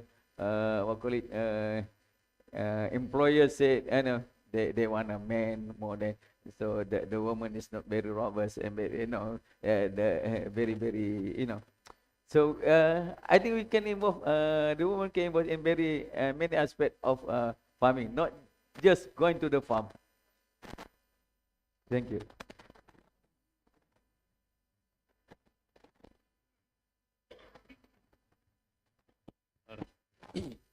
Thank you, Dato, for the wonderful speech that you gave. I was listening to all the interesting thing that's going on in the agriculture sector. My background is I'm in aviation. But just before that, I'd like to encourage there's so much of talk about encouraging the youngsters to become entrepreneurs. Now, just for some of you, that you can also take up jobs with the World Food Program. You can work for UN. I was involved with them, and UN's target is when there is a famine, they must reach there within 10 minutes. That is their goal. Because I worked with them, so I learned that 10 minutes can they reach the food? Yes, they have the provisions. Once they get the call, they make the provisions to make sure that the food reaches there. And then last December, I happened to be going to Maldives. This was the second visit I went on work. So I asked my friend who's stationed there, "Hey, what do you want from here?" He asked me to bring, lemongrass. I just laughed. I said, "Lemongrass? Why? You want to make tom yum soup or what?" He said, "No, he wants to grow it in the island to keep the mosquitoes away." So finally, I took some lemongrass, and then I, wrapped them up nicely with some, preserve the lemongrass, because it's a long flight. Anyway, finally, I gave it to him. But these are things that you'll be surprised what goes on in places like Maldives, where we have to actually transport vegetables from Sri Lanka to Maldives. And they use the plane, which I was also involved, similar to Firefly. So you use airplane because Maldives, they don't have place to grow vegetables. Okay, so those are plenty opportunities are there. Now the other thing is, earlier professor was talking about growing lettuce. Now in Montreal, a group of students, agriculture students, they got together, they took an old building in the heart of the town, and right on top they were growing, they were having a hydroponic farm and growing all the spices and some of those lettuce and things like that. And they were supplying right there to the hotels. You don't need transportation. So these are things you can think about. Go into the town, go and look for an old building, put a hydroponic farm, and you supply to the hotels. So you have to be, very enterprising and go out and see the world, and sure you'll see success. Now the question I have for you, gentlemen, is, you talked about producing like all the animals, like for example, chicken farm, goat farm. Has there been any studies done for the waste that comes out of all these animals that goes into the environment? Because to me, I feel that all the waste that comes out tends to pollute the environment. So how do you capture that? Thank you. Yeah, in Mardi, we have one program on organic farming. So we rearing chicken in the organic farm. So we utilize all the waste from the chicken, from the goats, we turn it into organic fertilizer, and also at the same time we use that waste to produce a biogas. That biogas can be reused for the farm itself to running the water pump or so on. So in terms of the using the waste back to the farm, yeah, we have a study on that. So we reduce the pollution. The emission of the GSG, as I said just now. So we have some study on that. So it is an opportunity actually to reuse all the waste. Maybe we cannot say zero waste, but at least we can utilize the waste from the animals back to the farm under the organic farming programs.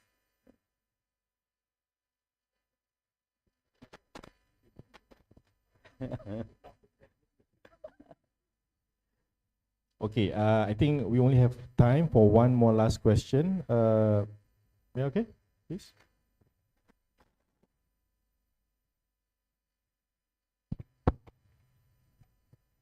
Good afternoon to the panel. What role does multi-cropping and integrated farming system have to play in the involvement of more farmers towards agriculture and involvement of agripreneurs towards taking up agriculture as a profession?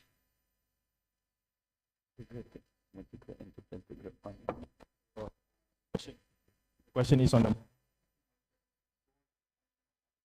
multi-cropping and integrated farming systems of involving both livestock and crop production to generate a maximum yield. Integration. livestock and crop and multi-crop. For example, where we integrate paddy with pisciculture and growing of fishes and paddy together. What role does it have to play with getting in more youth into agriculture and encouraging agripreneurship? Okay, so how does multi-crop, integrating livestock and also crops can encourage youth participation? So panels? Dr. Zawi can monitor. I think very, very good question.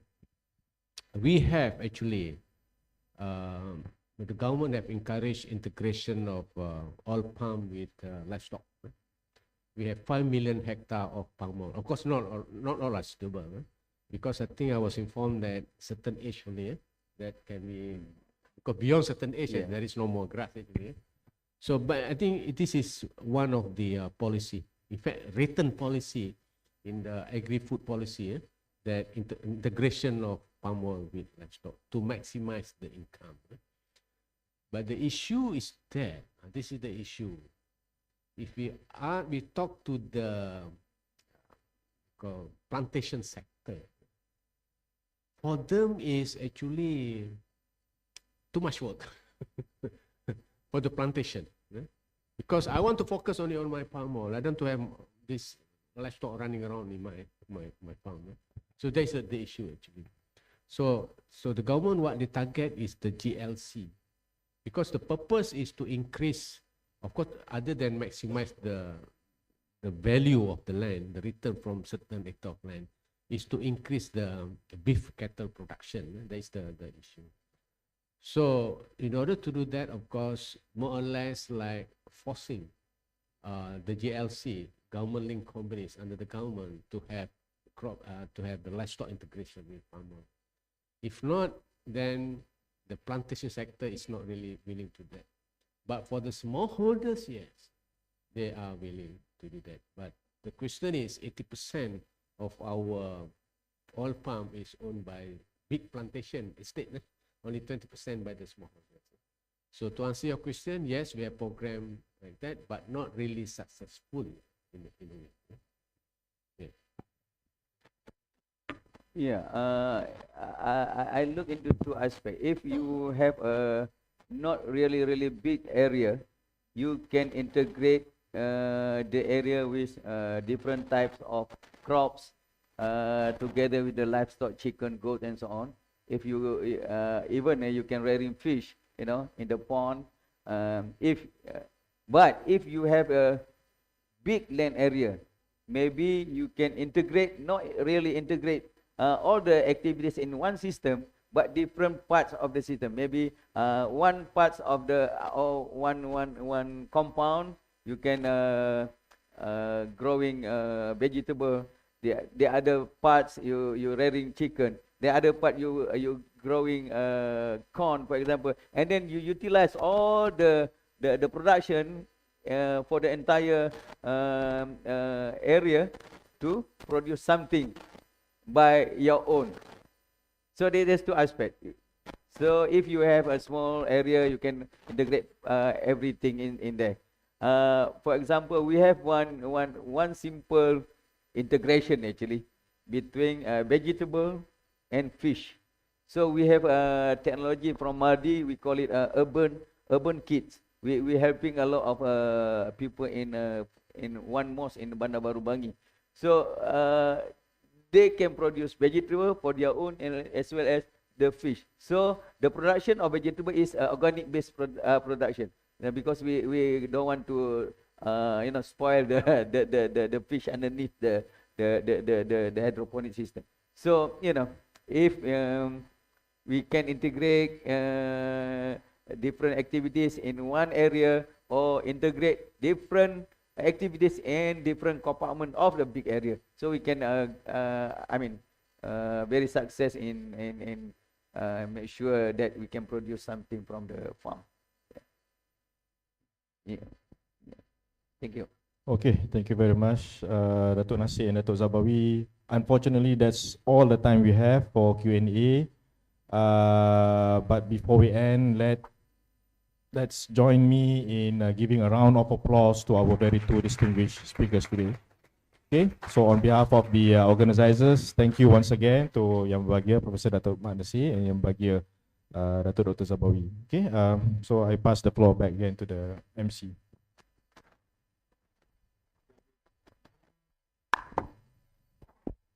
Thank you to all the panelists for answering the question. I would like to invite Dr. Firdaus, our moderator for the forum session today, to present the souvenirs to our honorable speakers today. Please welcome.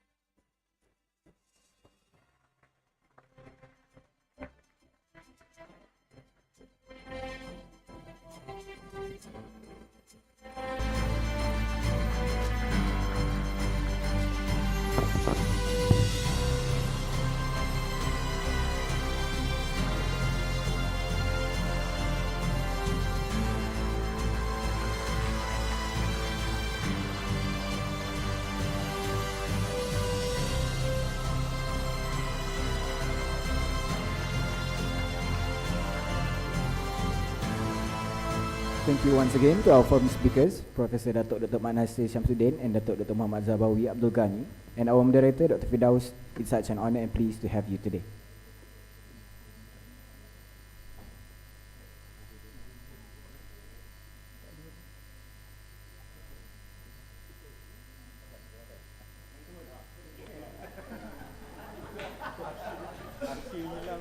Asyik hilang. Before we end our session, all of the audience are invited to have lunch in front of the hall, and participants are required to stay inside the hall for a simple briefing of the symposium presentation. Ladies and gentlemen, and with the end of our forum session, that marks the end of our program this morning. Thank you to all the audience for your time and energy throughout the day. Hope to see you guys again. Thank you.